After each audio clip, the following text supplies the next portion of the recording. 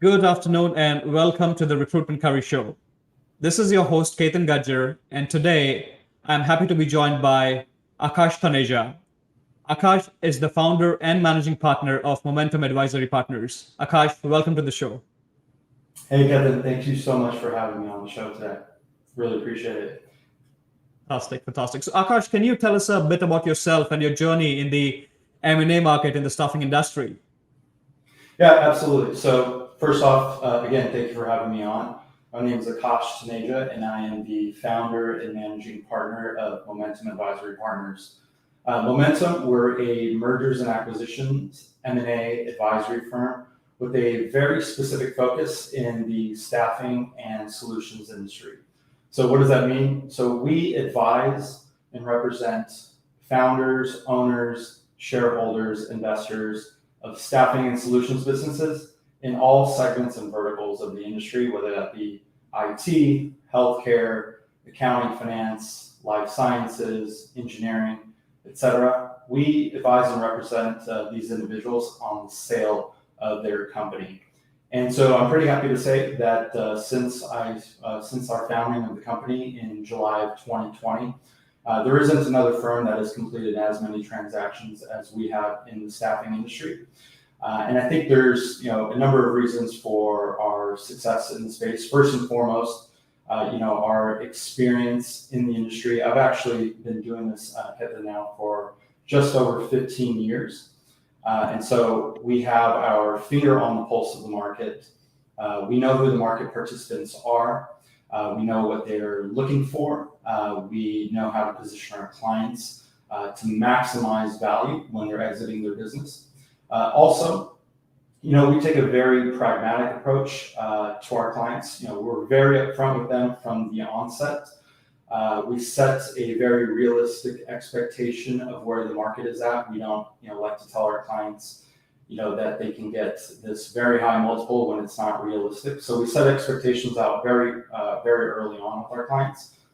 And then third, I would say that, we run a very formalized sale process. And for the most part, most of our clients, if not all of our clients, this is the very first time that they've done it. And we are, a partner in every sense of the word. They are putting their full faith and trust in us, and we don't take that lightly. And so I think these three things are really keys to our success. Totally. And thanks for the introduction, Akash. I'm sure trust goes a long way, especially when it comes to something which is of significant importance to the founders and both buyers and the sellers. So and then 15 years is a long time. So what is the current M&A market in staffing industry like? Yeah, sure. So it's helpful to note that we've seen really for the last I want to say 13 years. I actually started my career in 2008, and so as you all know, that was during the Great Recession. So we saw from the very low of the lows. But since then, really, I would say probably in 2009 or 2010, it's really been bottom left, upper right in terms of M&A activity in the North American staffing market. And so we have seen a softening in the market, but that's really coming off of a softening in 2023, I should say. But that's really coming off of a high level of M&A activity in 2022. In 2022, there were just under 140 transactions that were announced in the staffing industry. And that was the largest number of transactions on a yearly basis over the last 12, 13 years. So it is important to note that although we are seeing a softening, it's off of very elevated levels. So for Q1 of this year, we actually saw 33 transactions in the North American M&A space or in the staffing industry. And Q2 was down sequentially as well. We actually only saw 27 transactions. That puts us through the first 2 quarters of the year on a run rate of about 120 transactions for the full year 2023. I actually believe we're going to be coming lower than that. Just given where Q3 has kind of started off, we've kind of gone up to a slow start here in Q3. But I do want to note that transactions are still being completed.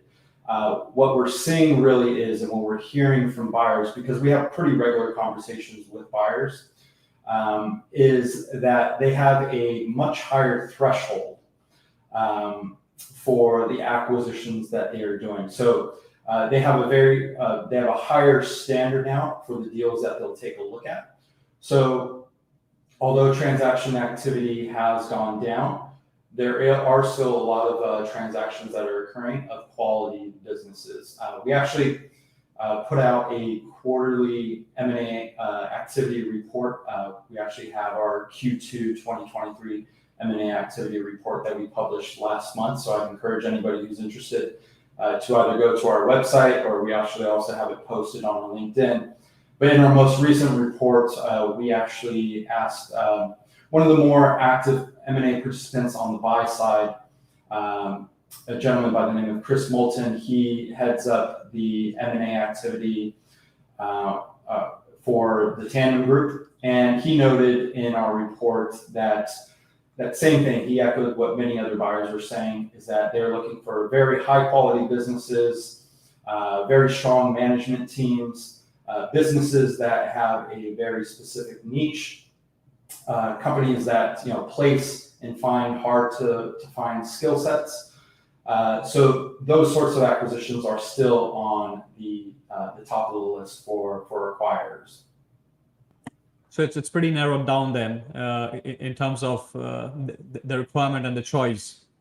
Yeah, because what we saw in previous years, even just say in 2022, companies, for the companies we were representing, they may have looked at a business that we were representing. It may not fit specifically what their acquisition strategy was, but it was close enough, and so they would definitely take a look at it, put a bid on the company. But we're really not seeing that this year, right? We're seeing much more stringent criteria from our buyers.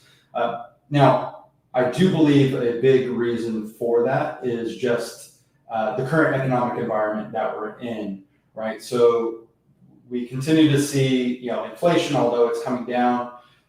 Inflation has been elevated. The Fed continues to raise interest rates, and that makes the cost of capital more expensive.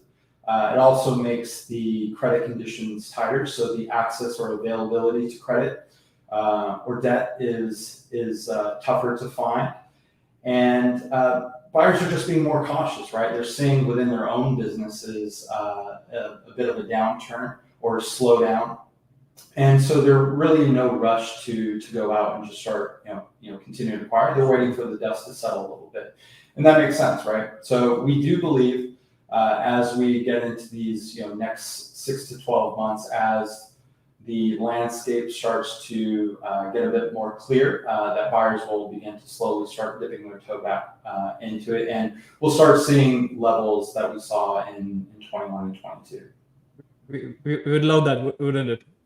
Yeah, absolutely. Go back to. Yeah. So when it comes to the sectors, I mean, are there any specific hot sectors, which the buyers are looking at? Yeah. So I would say IT and healthcare have really been leading the industry in terms of activity, over the past, several years. Many years it's IT, then it flips around, it's healthcare.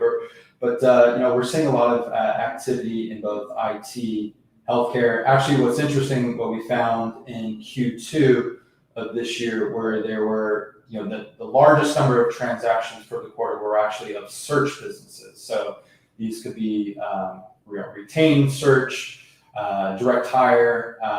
These are permanent full-time placements, which is a bit unusual from what we typically see. But generally speaking, the hottest markets where you're seeing the highest valuations, the best structures, are really in that more technology space and also healthcare.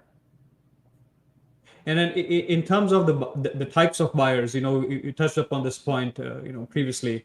Is there a split between the strategic buyers or financial sponsors? What kind of balance are we looking at?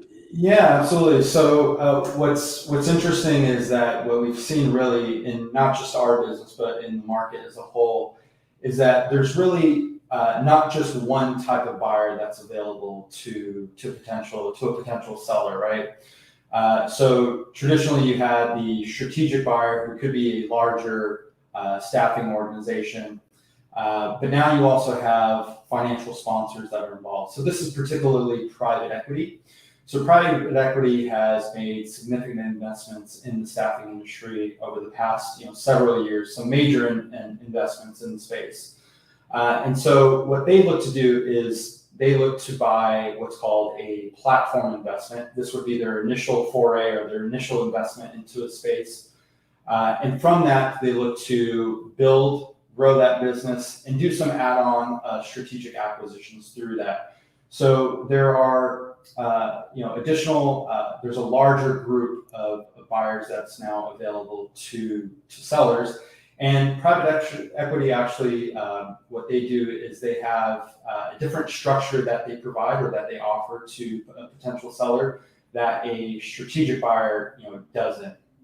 And what I mean by that is what a private equity group looks to do, and not in every transaction, but in many of their transactions, what they like to have is they like to have the ownership or the key managers of the business, what they call roll over or invest into the larger platform.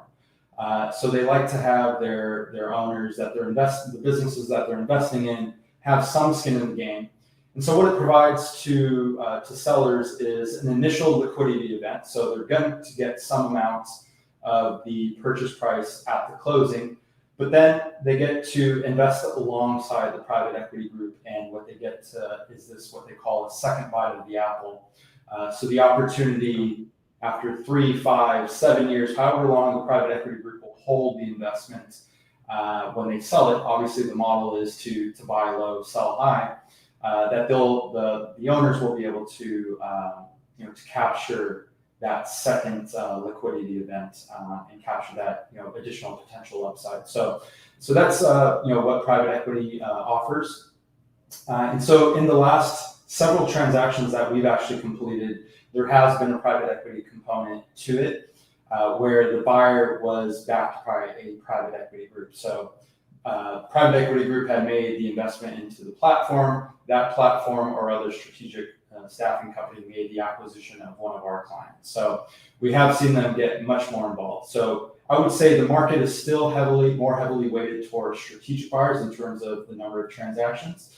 But private equity definitely is an important component to the market. Sure. So, that brings us to the most important question, which most of the people would want to know, that how are the companies valued then, especially in the staffing companies? Yeah, absolutely. So generally speaking, and this goes with most companies, so staffing businesses are valued on a multiple of effectively its net income, or EBITDA, earnings before interest, taxes, depreciation, and amortization. So it's essentially EBITDA is a proxy for cash flow. For most staffing businesses, this is your net income or your bottom line number. So they're valued on a multiple based on EBITDA, and many factors go into valuation. So they're looking at the particular market segment. They're looking at the types of customers that the prospective target has, the geography, the industry, the financial profile, growth rates, etc. So a number of things go into evaluating the business. They're also looking at leadership and management teams. So a number of factors go into the evaluation of a staffing business. And so they're valued based on a multiple of EBITDA. And the way that they're structured is on a cash-free, debt-free basis. And what that effectively means is that the buyer is acquiring this net of any cash or debt that the business is carrying. So at the closing, a business has, let's say, $1 million in its operating accounts and $500,000 of debt on the business. So this could be like a revolving line of credit. the buyer or the seller would get the benefit of that $1 million net of the $500,000 of debt. So effectively, they get to retain that $500,000 cash net of debt, so cash-free, debt-free. But it's also important to note that the buyer in their valuation is assuming that the company will be delivered to them with what's called a normative level of working capital. And so what that means is, it's important to note, is that many owners, they assume that they will retain whatever receivables balance or accounts receivable balance that the business is carrying. Unfortunately, that's not true. A buyer will assume, again, that the business will be delivered to them with a certain amount. So there is a calculation that goes into determining what that normative level of working capital is. But it is important to note for companies or owners of companies that are looking or considering a potential sale that they do not retain the receivables. If they do look to retain the receivables balance, buyers will just adjust their purchase price to reflect that. So net, it's all the same. So that's just something important to note, because I can tell you almost in every single situation with every single client, initially they are expecting that the receivables that they have in the business, they will be able to collect those and keep those. Sure. So when it comes to the typical sales process, what does it look like, and then what are the things to sort of watch out for? Yeah, so we work on a formalized sale process. So for many of our clients, the journey to selling the business starts, months in advance and sometimes years in advance of even, entering the market. There's a lot of preparation that's involved. What we do is we take a look at the business and we evaluate. We take a look at it the same way that a buyer would take a look at the business. We evaluate it. We do an assessment on it. We value the business, and we give our clients, kind of areas that we feel that they need to improve on, where they can maximize value. So in many instances, this journey starts months in advance, but we run a very formalized process. So from start to finish, it could be anywhere from 6 months. And that is preparing, offering materials, strategizing the best way to position the company for market. Then we go out to the market, to all the market participants. We negotiate with them. And then the longest phase of the process, or one of the longest phases of the process, is the due diligence to closing phase. Typically can take anywhere from 60 to 90 days. This is after you've signed a letter of intent with a prospective buyer, and you're now doing a very deep dive review of the business to get to the closing. So it's a 6-month process. A lot is involved with it. We're with our clients every step of that way. I think it's important to note that you want to make sure that you are well prepared in advance. And so what does that mean? So getting your financial house in order, building your team around you of advisors. So that's not just an M&A advisor, but it's legal advisors, accounting advisors, and tax advisors. Making sure that you're consulting with them before even going down the process of the sale to make sure that you put yourself in the best position to maximize value going forward. Totally. You want the best team on board to make sure that you get the best price. Absolutely. There's a lot that goes into it that owners are not really thinking about. Valuation is one thing, but then it's also another thing is negotiating the definitive purchase agreement, making sure you're fully protected in that agreement, and it takes really an attorney that has experience in transactions, whether or not they have experience within staffing. It's certainly important that they have M&A experience, and if they have experience within staffing, that's equally important as well. I would also say making sure from a tax standpoint that you're structuring the transaction in a way that limits your tax exposure and is most tax efficient. So these are sorts of things that you need to think of before even going down the path of a potential sale. Sure. You mentioned about the time taken to close the deal. What is the quickest, or that you close the deal? You mentioned 6 months, but have you closed the deal? Probably within a couple of months, or if you want to share the story. Yeah, sure. So I would say the first transaction actually that I worked on when I started the firm, we were engaged with the client. So typically, I would say on average, a process from start to finish takes about 6 months. Tends to take longer, most times than it will be on the shorter end. So it tends to go over more so than it would go less than the 6 months. But the first client that I worked with, we were hired in, I believe, the beginning of August. And he had some concerns that the incoming president may raise the capital gains rates. And so he said he wanted to make sure that the only way that he would sell is if we sold before the end of the year. So I would say the quickest that we've done is something around 5 months. But these are sorts of things that you don't want to rush. You want to make sure that you're doing it the right way. But in that instance, we actually were able to get to 5 months. What did help is that he had a very attractive business, and we had a lot of potential suitors for the business. And so it made really our job a lot easier.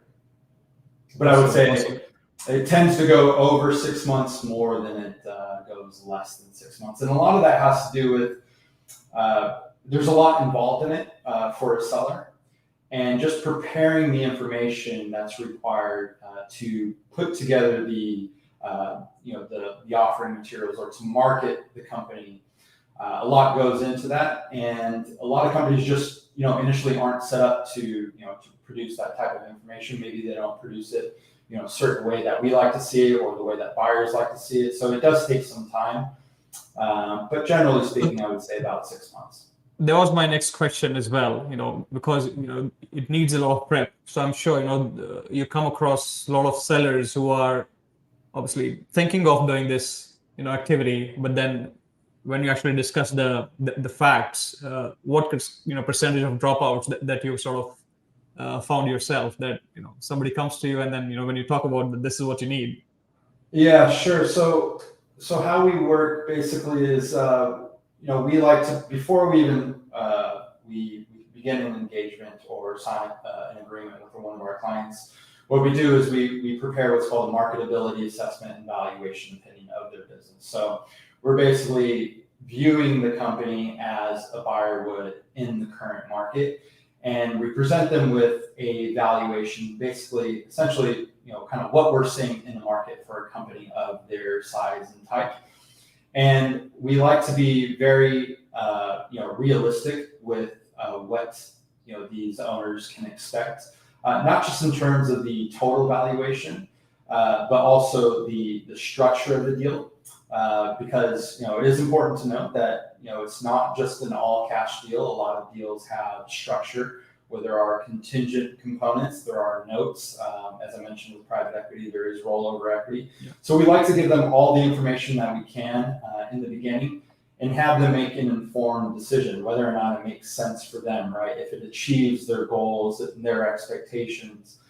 And so, many times it just, it's not exactly the outcome that we've presented to our, prospective clients that they're looking for. And so they decide to wait. And so what we also, part of what we do is, okay, these are the areas where, a prospective buyer may view as risks, and they may look to, to value the business a little bit lower, or have a less favorable structure because of this specific aspect of your business. And these are the things that you can do to improve it. So we like to give our, them, areas that they should be working on to help them maximize value. So, whether or not, our valuation opinion meets their goals and objectives, now, we like to be a resource to them.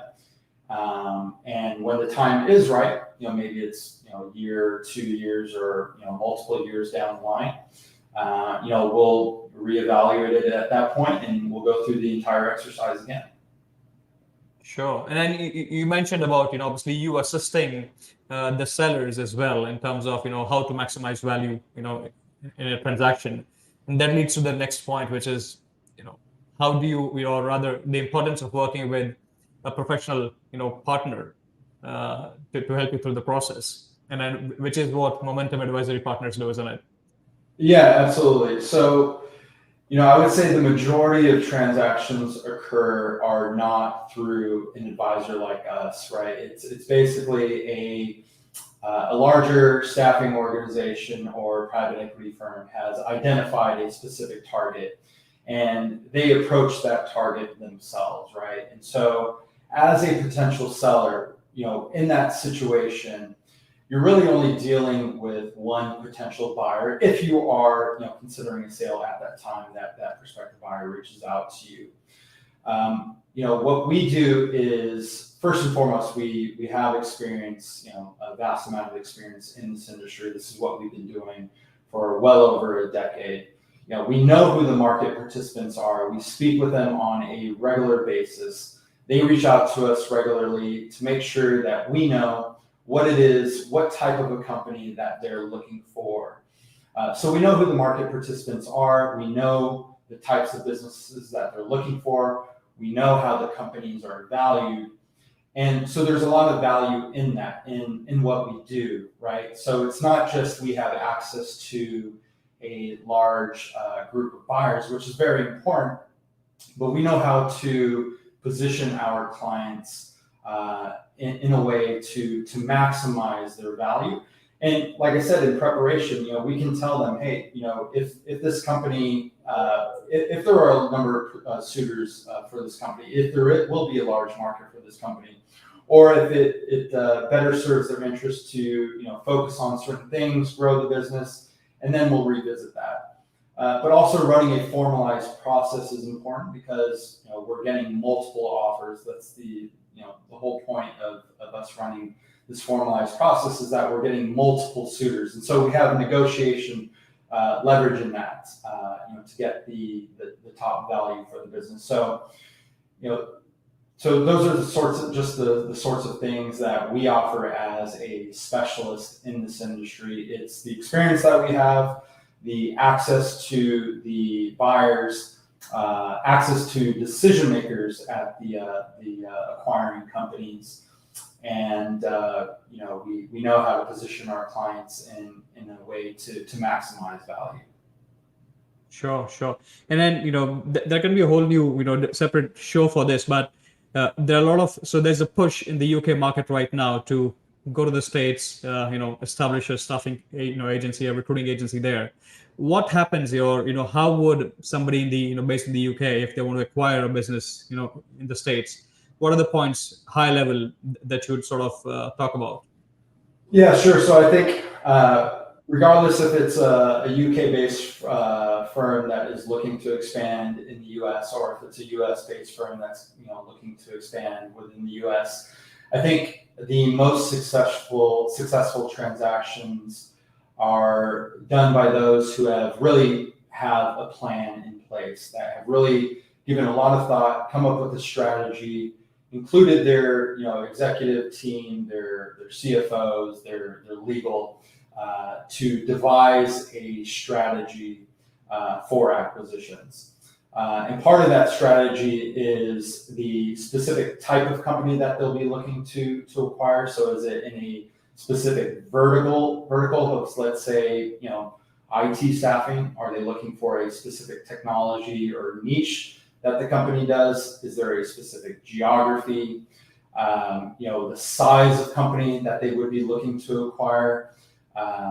Do they have the financing in place to acquire the business? And also, I think it's whether or not they're going to target specifically companies on their own or hire a firm to do a search for them.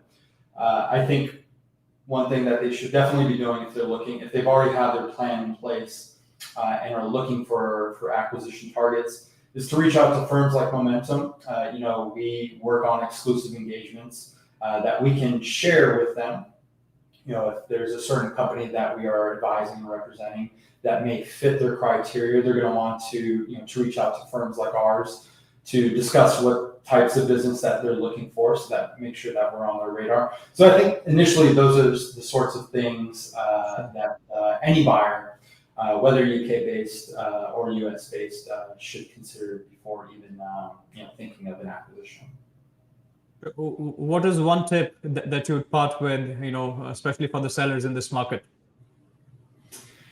Yeah, so I would say, it's never too early to start this process. Whether you're looking to sell in the near term or many years from now, right? It's important to get an understanding of the market, also how companies are valued, what buyers are looking for. Because in a lot of cases, the company might not be ready now, but there are certain things that they can do within their own business to maximize value. So I think, the bit of advice that I give is to reach out to to industry specialists, to experts, whether it be advisory firms like ours, accountants, attorneys, tax professionals, and start the process early. Whether or not it's something that's imminent or in the distant future, preparation for a process like this is key, and it's never too early to start.